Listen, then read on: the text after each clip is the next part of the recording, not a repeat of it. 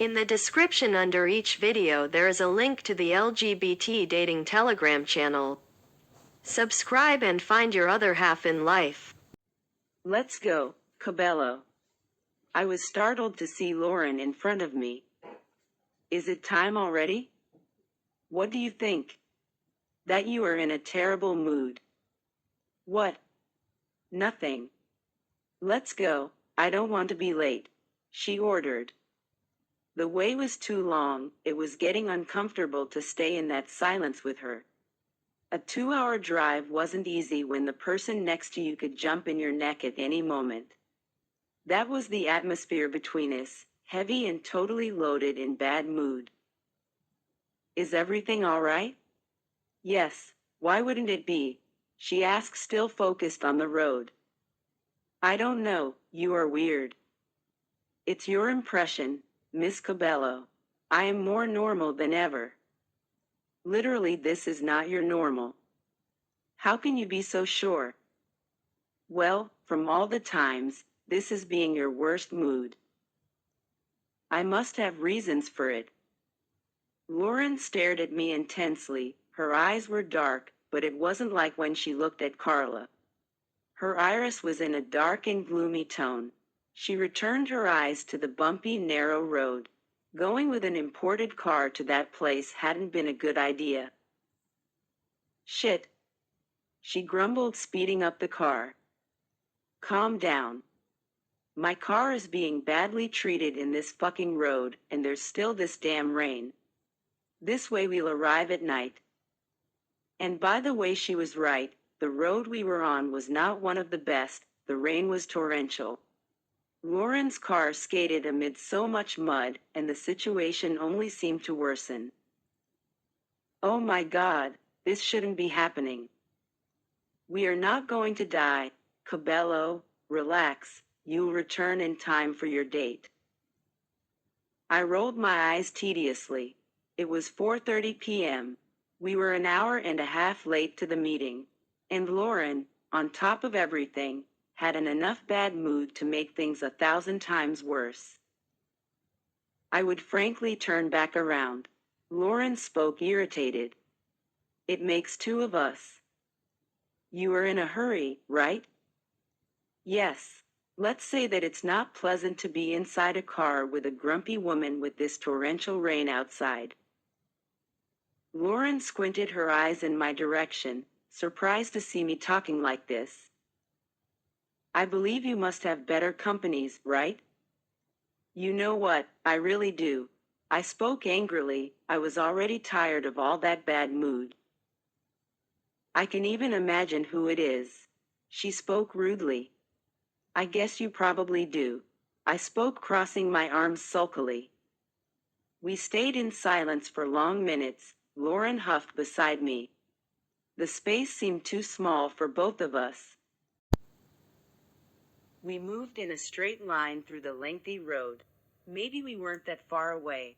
The road was too wet, making Lauren not speed up her car too much. The car seemed to be going slower at each minute. If I go running, I'll get there faster. What do you want me to do? Speed up in this wet road? If you want to die, let me know. That you speed up? Lauren said nothing, just sped up the car, but it didn't respond.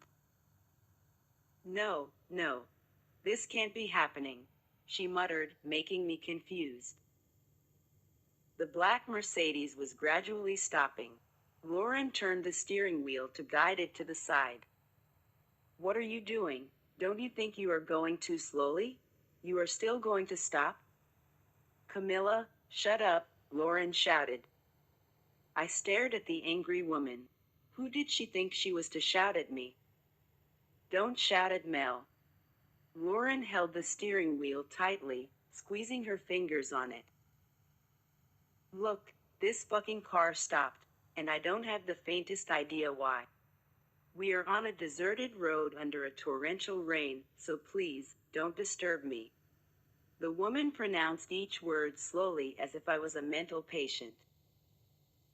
Wait, your expensive car broke down? How are we returning home now, Lauren? I don't know. This can't be happening to me. I seethed, crossing my arms again.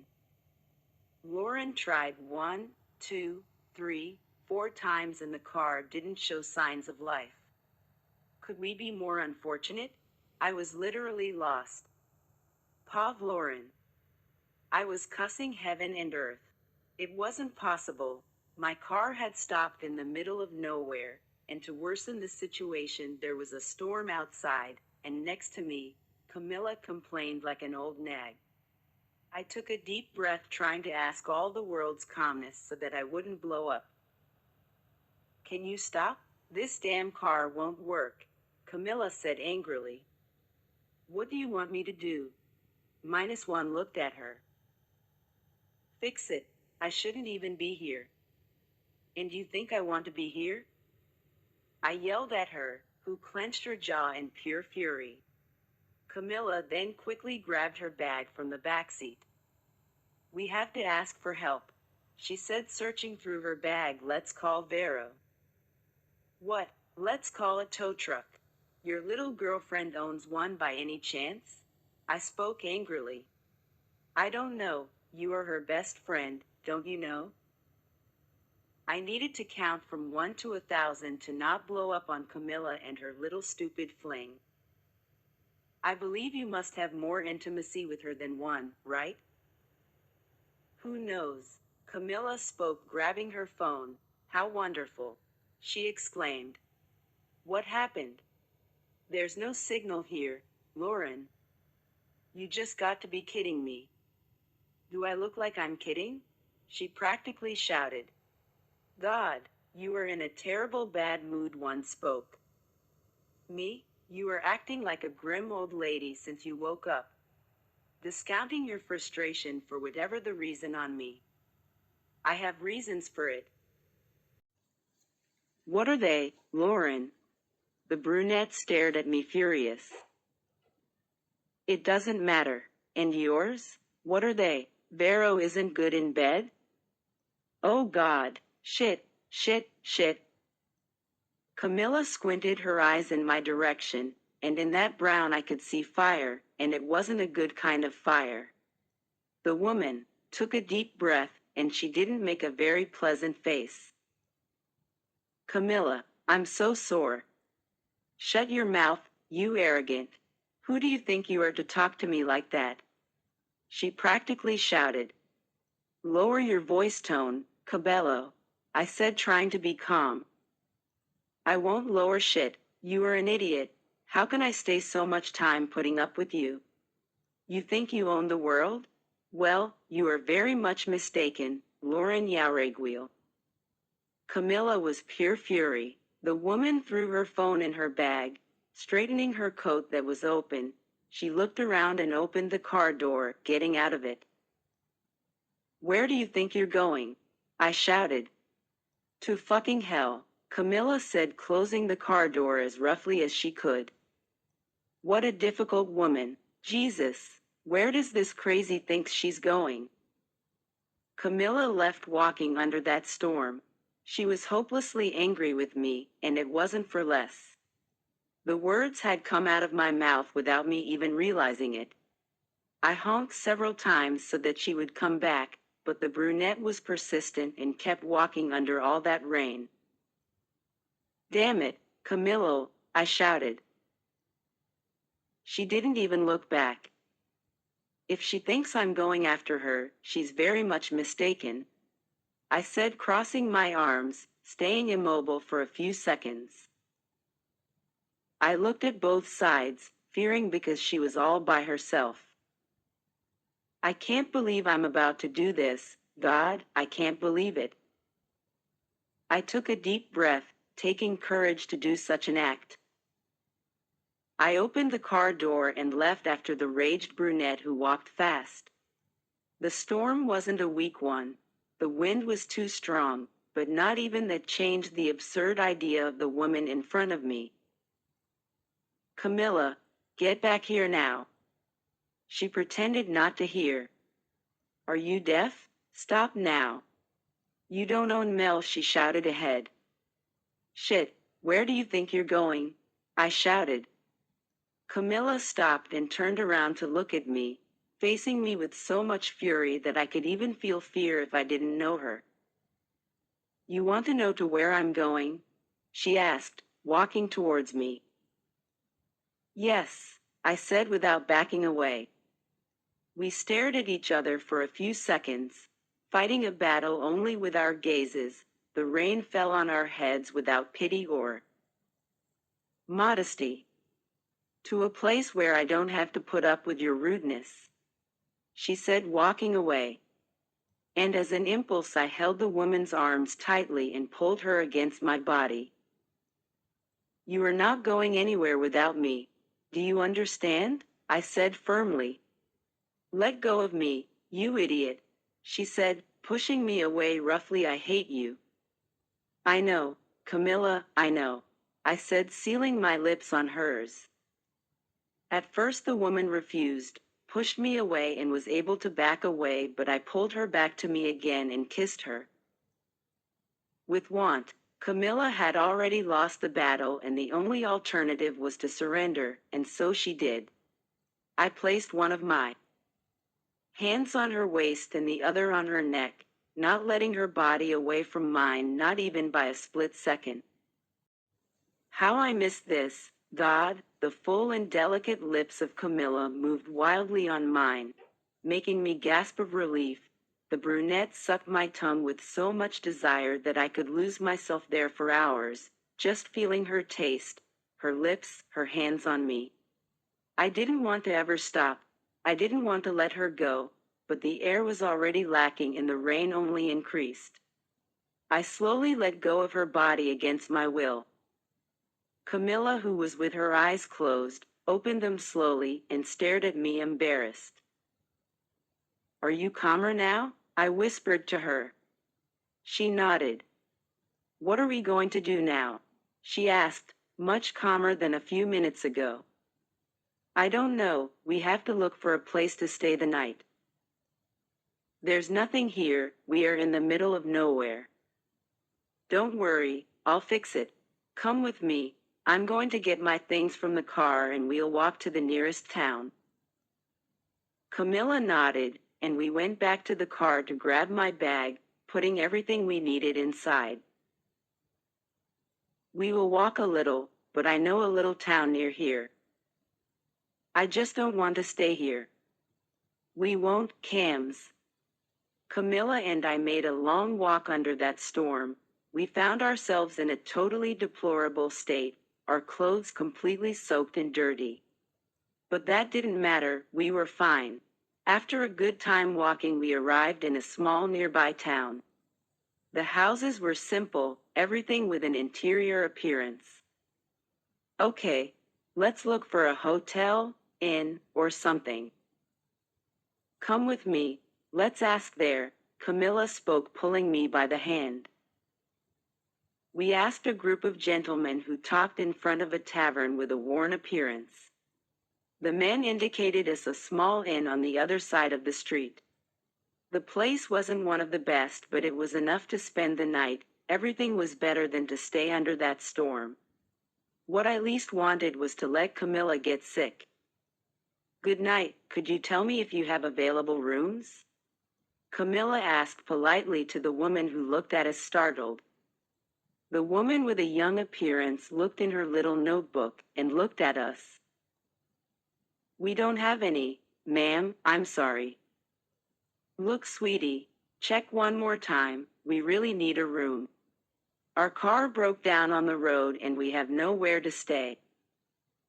"I'll check again," the woman spoke politely. "Thank you." Camilla stared at me anxiously. "I just checked, we do have." "Great, give us 2 rooms, please," I said quickly. "I'm sorry, but we only have 1 room available." "1 room only?" I asked. "Yes, ma'am, a double room."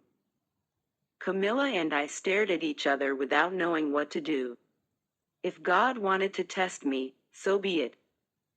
"Give us that room, okay?" The woman nodded and typed on her computer. "Room number 21, ladies. Welcome and I hope you enjoy your stay. The woman spoke, handing us the key. Can you tell me if there's a phone here?